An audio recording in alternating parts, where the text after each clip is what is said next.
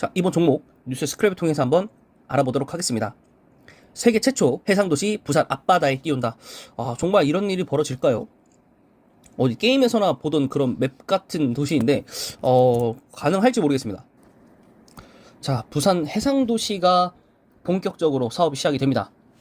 자, 해상도시 개발 기업인 오션익스는 전력과 물 조달 방법 등 부산에 건설할 해상도시의 구체적 비전을 발표를 했고요. 현대판 노아의 방주라고 불리고 있습니다. 자, 지난해 11월 세계 최초로 해양도시 시범 모델 건설을 위한 양해각서를 체결을 했고요. 부산시는 각종 인허가권과 협의 등 행정 지원을 하게 되고요.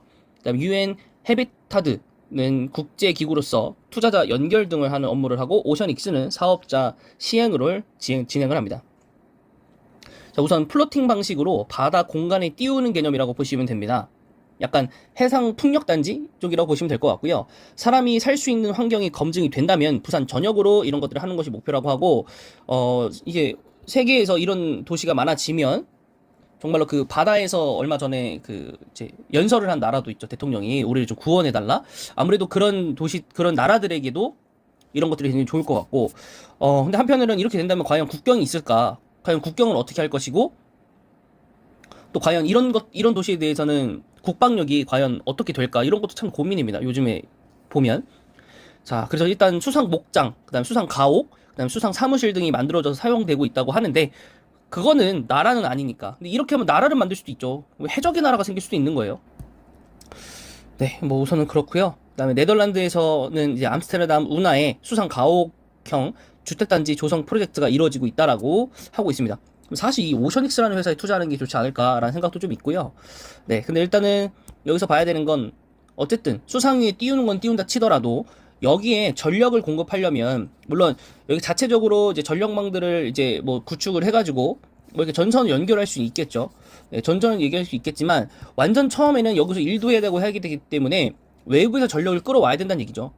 네, 그렇다고 해서 우리가 어떠한 이제 뭐 현수막 같은 걸 계속 세워가지고 전선도 연결하기는 너무 좀 조금 뭐라 해야 될까요?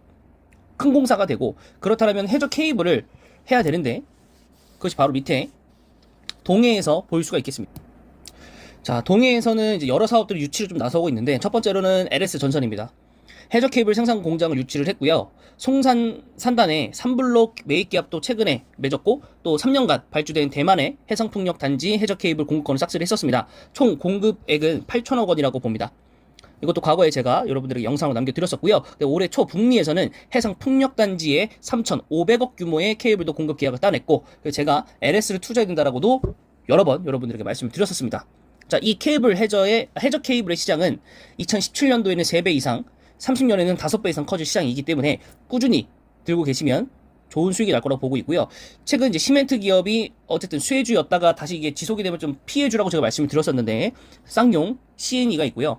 그 다음에 합금철이라든가 정년 합금철 분야에서 세계 2위, 국내 1위인 DB메탈, 그 다음에 무연탄, 그 다음에 태양열, 암모니아 등 신재생 에너지 혁신 사업을 이끌고 있는 한국동서개발, 동서발전, 그 다음에 여성용품 등을 생산하는 보람씨 NH, 그 다음에 진단기기 개발 업계인 자이온 프로세스, 아무래도 이건 비상장 회사일 것 같고요.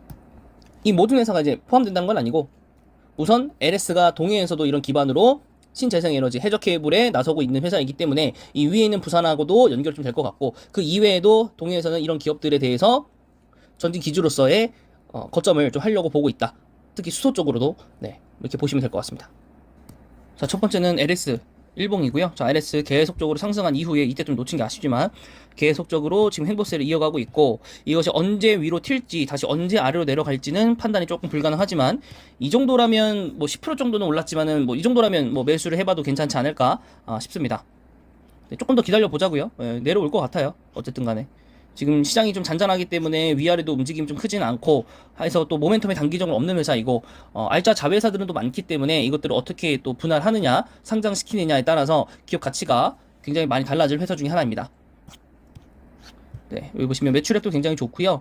영업이익, 뭐 단기순이익, 뭐 전체적으로 좋고 성장성이 조금 뭐 낮다라는 거 제외하고는 전체적으로 괜찮고 PR도 6배, 작년에 비해서 6배로 괜찮고 배당금도 주기 때문에 뭐 나쁘진 않은 회사인 걸로 보입니다. 자, 그 다음에 아까 나왔던 쌍용 CNC도 한번 보시면 시멘트 기업입니다. 유연탄 가격이 올라서 네, 시멘트 업계에 대해서 굉장히 좋아졌죠. 또 이제 친환경적으로도 시멘트를 한다 이러고 해가지고 이산화탄소 포집 쪽도 연관이 있었습니다.